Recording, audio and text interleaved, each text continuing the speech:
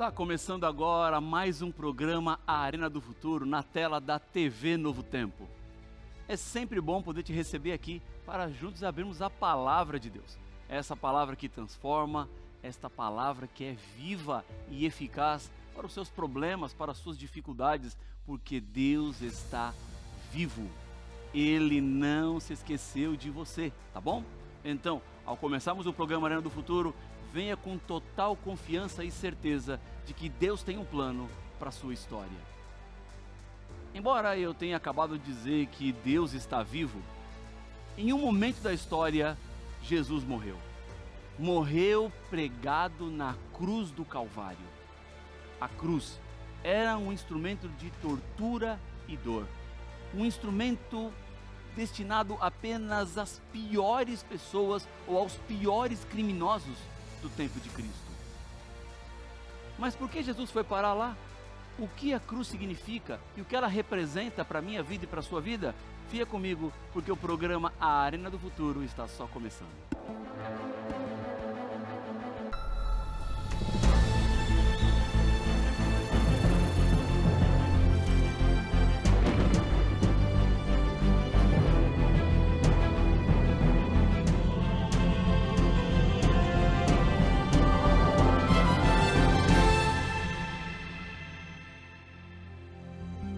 Já voltamos com o programa A Arena do Futuro. Eu tenho aqui nas minhas mãos uma revista muito especial que fala sobre a cura do pecado. O pecado é um problema, o pecado afetou todos os seres humanos e é o responsável por todas as tristezas que eu e você passamos. Mas esse pecado não vai durar para sempre, porque existe uma cura para ele. E nessa revista aqui você vai entender melhor qual é a cura para o problema do pecado. E como é que você faz para ter essa revista aqui? Bom, primeiro, ela é gratuita.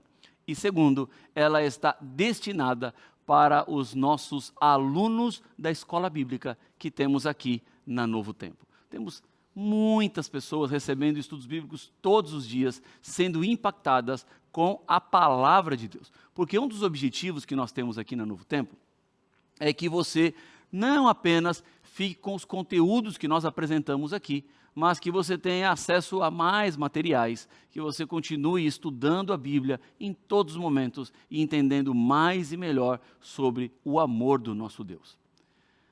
Para ser um aluno da escola bíblica e receber esse material gratuitamente em sua casa, eu vou lhe contar o que é que você tem que fazer. Vamos comigo aqui na nossa tela. Você já está vendo o tema de hoje, que vai falar sobre o poder da cruz, que é a cura do pecado, mas fica aí, nós vamos conversar exatamente sobre isso aqui. Então, vou lhe mostrar como você pode ser aluno da nossa escola bíblica. Você tem que ir no seguinte site, olha, novotempo.com/escola bíblica. Está aparecendo aqui embaixo na tela, mas a direção é novotempo.com/escola bíblica, tá bom? Digita isso aí no seu navegador e você vai chegar neste site aqui. Então tá o site da escola bíblica, os nossos cursos bíblicos. Você então escolhe o estudo bíblico A Cura do Pecado. Tem outros aqui à sua disposição, mas esse aqui, A Cura do Pecado, é o que eu acabei de mostrar para você. Ó. Esse estudo é muito bom. Você clica aqui, A Cura do Pecado, você vai ter que preencher um pequeno formulário e a partir de então você já é aluno da escola bíblica e a revista vai chegar gratuitamente aí na sua casa. Pastor, eu vou ter que pagar alguma coisa? Não vai ter que pagar nada. Tranquilo, seguro. Os anjos da esperança são os responsáveis por nós podermos oferecer para você esse material, esse guia de estudo, tá bom? Então tá aí a página da nossa escola bíblica. Um outro convite que eu quero fazer para você é ir até a nossa página no NT Play, ntplay.com/Arena do Futuro. Você vai chegar exatamente nessa tela aqui, onde você vai encontrar os programas A Arena do Futuro, desde o primeiro episódio até o episódio atual, estão todos aqui à sua disposição. É só você escolher aqui o qual que você quer, dar um play e esse material então está à sua disposição. Você pode compartilhar com outras pessoas também. Vamos então ao tema de agora. Vamos falar sobre o poder da cruz. A cruz é um elemento muito fácil de ser encontrado onde você estiver ou em qualquer lugar onde você for. As cruzes estão nas igrejas, estão nos prédios, está muitas vezes nos cordões pendurados nos pescoços, em joias, em esculturas, na arquitetura. Mas o que significa de fato a cruz? O que representa a cruz? Há muito o que se falar e se pensar sobre a cruz. Este instrumento de tortura, hoje, tem um significado completamente diferente para mim e para você. O que ele significou no passado já não significa mais para os nossos dias. E é por isso que nós precisamos voltar os nossos olhos para a palavra de Deus e compreender o que de fato ocorreu na cruz. Como todos nós sabemos, a história da humanidade está dividida em duas partes: antes da cruz e depois da cruz. Porque o que Cristo fez ali representou esperança para mim e para você. Não existe ninguém nesse mundo que não tenha esperança. Talvez neste momento você está passando pelos dias mais difíceis e complicados da sua história.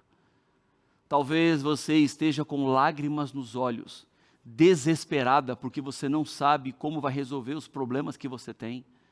O dia talvez já esteja clareando e o coração está angustiado, o medo toma conta, a aflição está presente. Mas permita-me lhe dizer algo: Jesus na cruz foi até as últimas consequências para que eu e você tivéssemos esperança, para que eu e você pudéssemos levantar os nossos olhos para o céu e esperar a ajuda e a provisão que vem do alto. Porque Deus não nos abandona e Ele continua preocupado e se importando com você.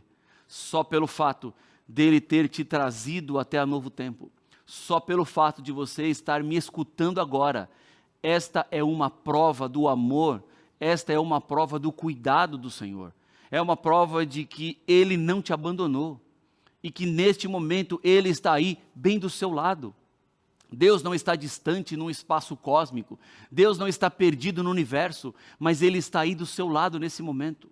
Ele está pronto para te abraçar, Ele está pronto para cuidar de você, porque a cruz foi verdadeira e real.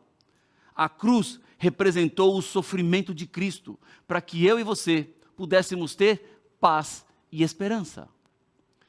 Vamos voltar os nossos olhos à palavra de Deus, para entender exatamente o que é a cruz. Vamos ao texto de 1 Coríntios capítulo 1, versículo número 18. Eu vou abrir a minha Bíblia aqui.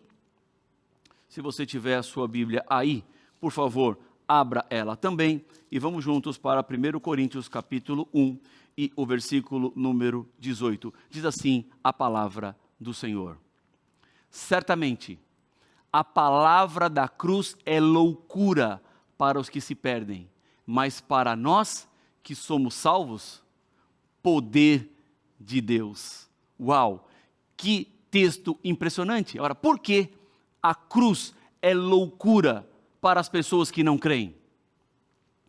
Como eu posso afirmar que Deus morreu na cruz, que era uma morte para criminosos, era uma morte para assassinos, era uma morte para marginais?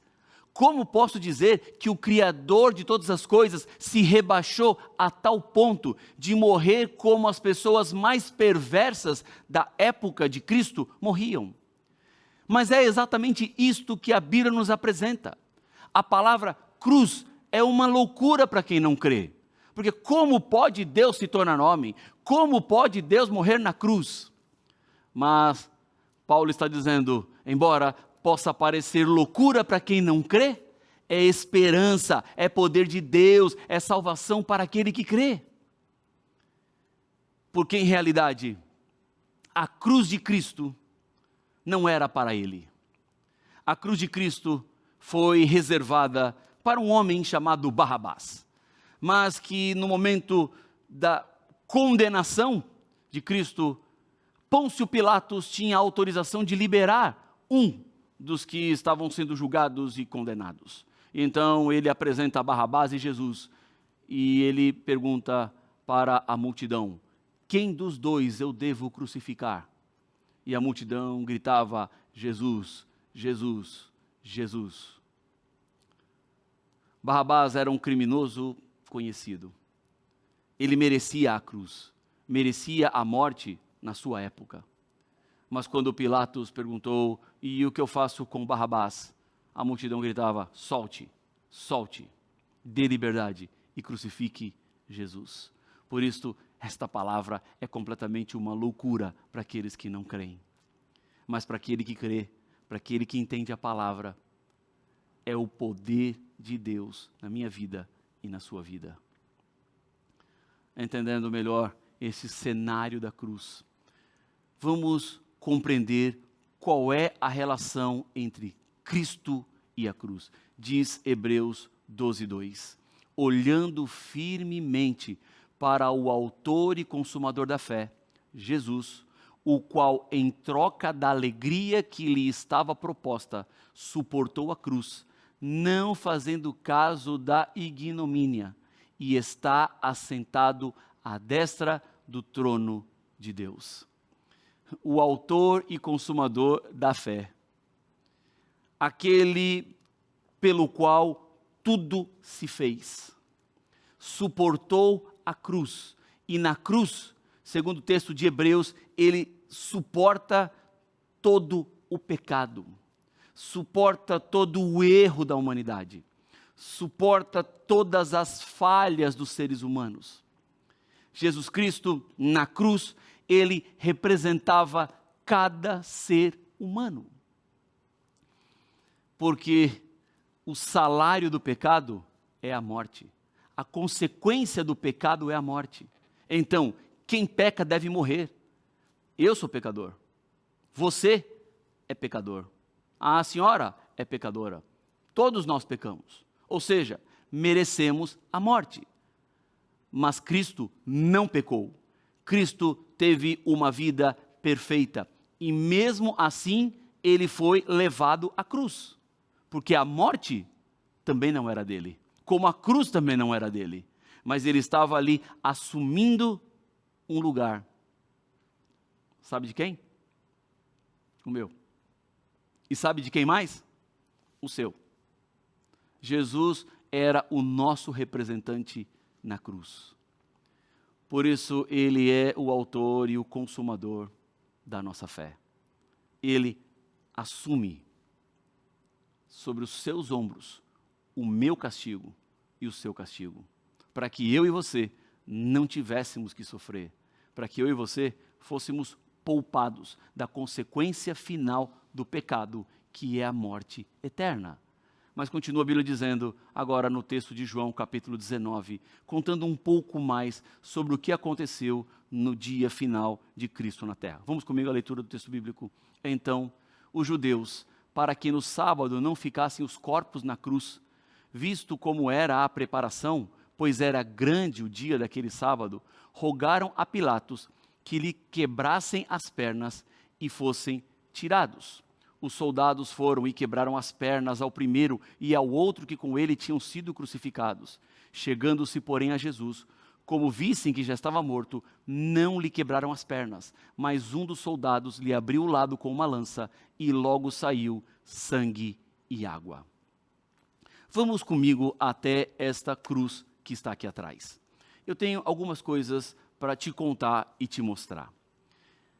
Quando uma pessoa era pregada na cruz, a morte que acontecia aqui era uma morte muito lenta, porque o crucificado, ele começava a perder sangue, pouco a pouco. Cravos eram traspassados nas mãos e nos pés. Se você colocar o dedo aqui assim, ó, bem no finalzinho da palma da sua mão, você vai ver que tem um pequeno buraquinho aqui. como se fosse uma cavidade. Era exatamente aqui que esses cravos entravam. Eles perfuravam a mão do crucificado de um lado, perfurava a mão do crucificado do outro lado. E então o crucificado, ele era levantado na cruz. Ele era pregado no chão, então a cruz ficava em pé. Veja, quando uma pessoa era levantada na cruz, ela então tinha os cravos presos nas mãos e um cravo prendia os 2 pés. Na hora que ela estava pendurada na cruz, o peso do corpo vinha para baixo. Então, um crucificado, para respirar, ele tinha que se apoiar no cravo dos pés, dar um pequeno impulso para cima, para desobstruir o pulmão. Então ele fazia assim, ó, respirava, mas doía muito, porque os cravos eram doloridos, então ele tinha que soltar. Depois de um tempo, quando precisava respirar outra vez, ele se apoiava no cravo dos pés, levantava, soltava os pulmões e conseguia respirar, mas doía muito, então ele soltava. Este processo, dependendo da resistência física do crucificado, poderia demorar até dias. Mas Roma criou uma forma de acelerar a morte. Nós acabamos de ler em João no capítulo 19 que era grande aquele sábado. Por que era grande? Porque além de ser o sábado do 7º dia da semana, também era um feriado. Era o feriado de Páscoa. Então era sábado semanal, 7º dia, mais um sábado cerimonial, uma festa. Então era um sábado grande. Havia muitas pessoas em Jerusalém. Era uma data complexa, então eles pensaram assim, é melhor matarmos logo esses 3 crucificados e não deixarmos eles aí no sábado. Foi nesse sentido que eles se aproximam da cruz para quebrar as pernas dos crucificados. Quando o crucificado tinha a sua perna quebrada, lembra daquele movimento que ele tinha que fazer, de subir e descer? Ele não conseguia fazer, então o crucificado morria asfixiado. Perceba como a crucifixão e a morte na cruz era muito brutal, era muito violenta. Era algo assim extremamente agressivo para quem passava e via. E foi desta maneira que morreu o Filho de Deus. As pernas de Cristo não chegaram a ser quebradas, porque quando chegaram os soldados com a autorização para quebrar as pernas, Jesus já estava morto. Mas eles quebram as pernas dos outros 2 crucificados. E para ter certeza se Jesus estava de fato mesmo morto ou estava só inconsciente, o soldado fura o lado de Jesus e sai de Cristo água e sangue. Água e sangue são os 2 elementos formadores da igreja cristã. O sangue de Cristo que nos restaura, o sangue de Cristo que nos purifica e a água que nos dá o novo nascimento por meio do batismo. Água e sangue estavam juntos no momento da cruz, porque ali Cristo estabelecia o seu povo. Ali Cristo estabelecia a esperança. Ali Cristo dava para todos nós a certeza de uma vida eterna. Como não agradecer a Deus por tudo isso?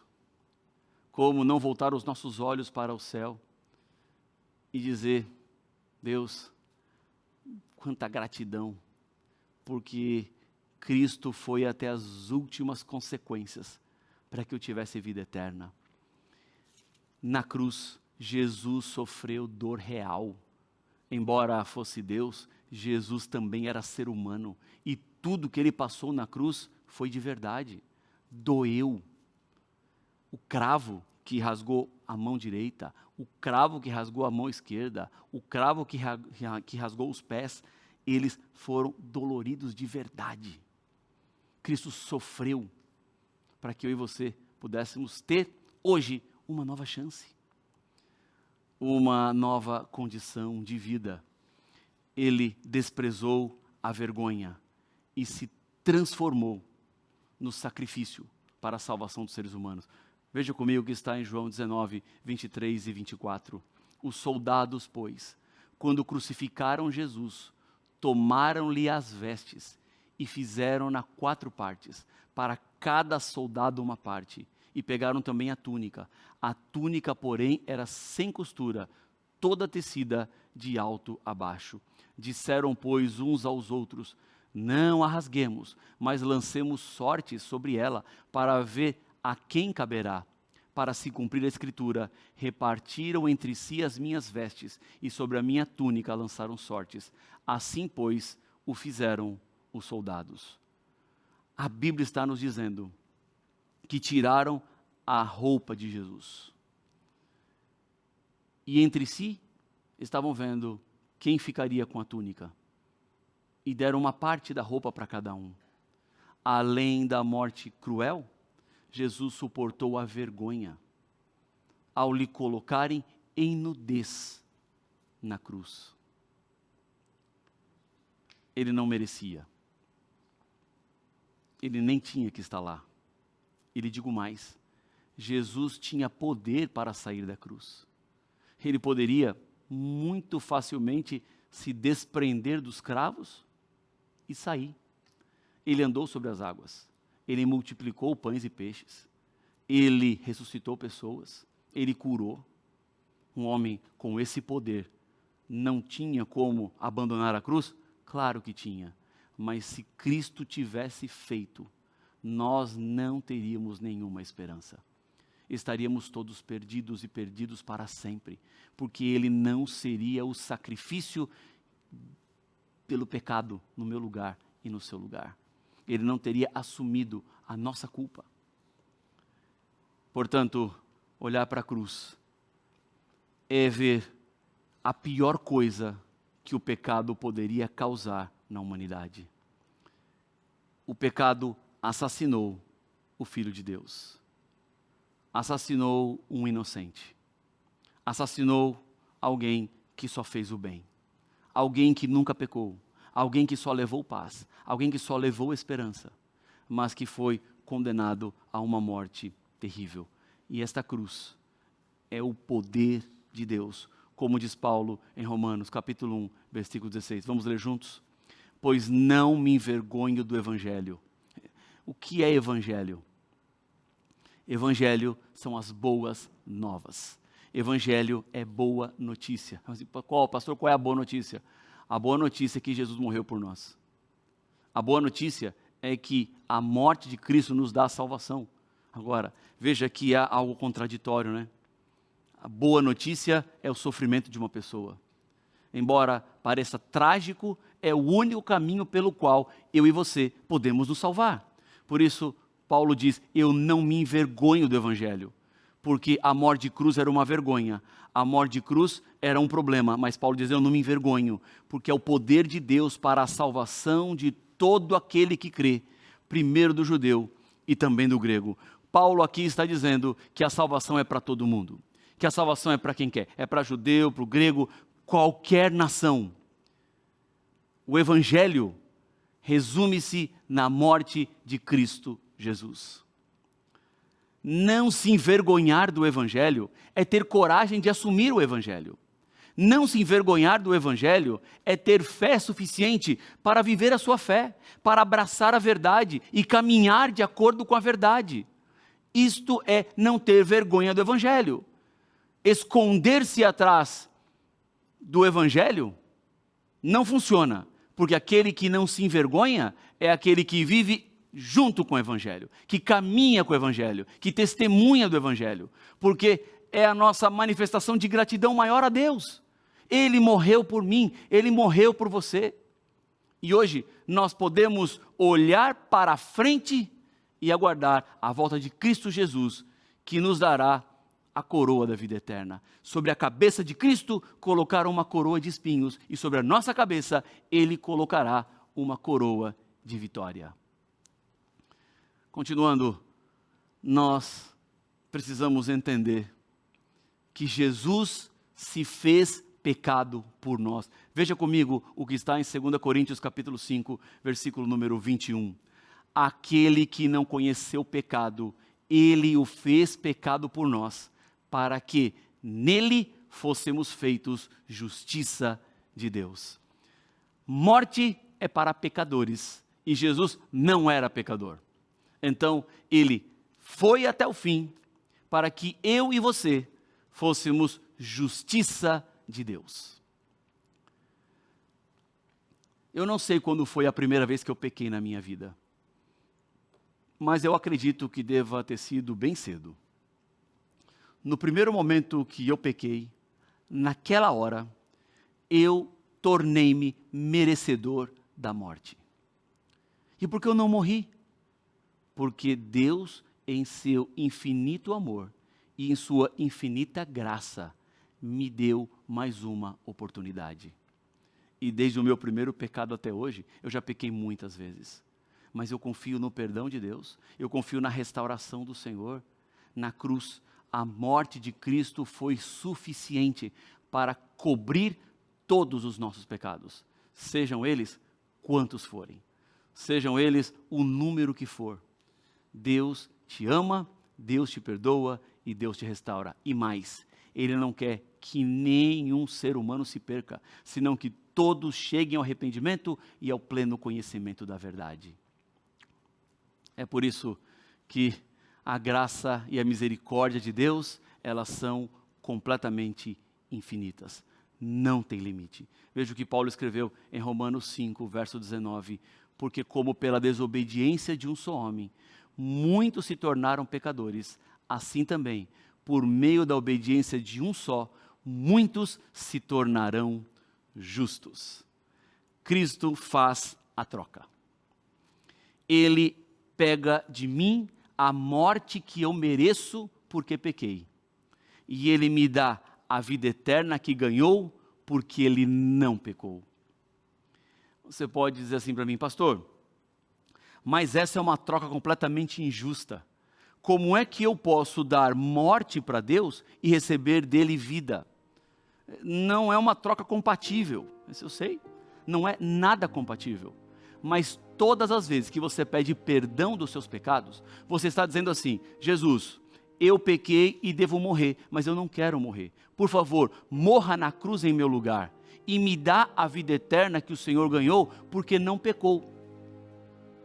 Embora seja injusta, nesse momento, quando você propõe essa troca, Deus no céu abre um sorriso no rosto e fala assim, claro filha, claro filho, você não precisa morrer, você não precisa passar pela morte, eu passo no seu lugar e está aqui para você, de graça, a vida eterna. Embora ser salvo não custe nada para você, custou a vida do Filho de Deus na cruz do Calvário. Para muitas pessoas que não aceitam, a morte de Cristo não significará nada. Mas para aquele que aceita, a morte de Cristo é salvação e vida eterna. Você aceita o sacrifício de Cristo Jesus na cruz do Calvário? Se sim, eu quero orar com você. Feche os seus olhos aí onde você está e vamos falar com Deus.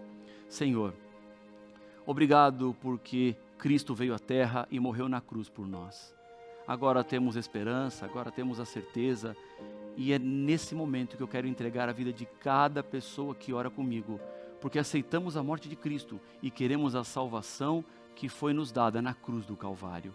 Permanece, portanto, conosco hoje e sempre, é o que eu lhe peço no nome de Jesus. Amém.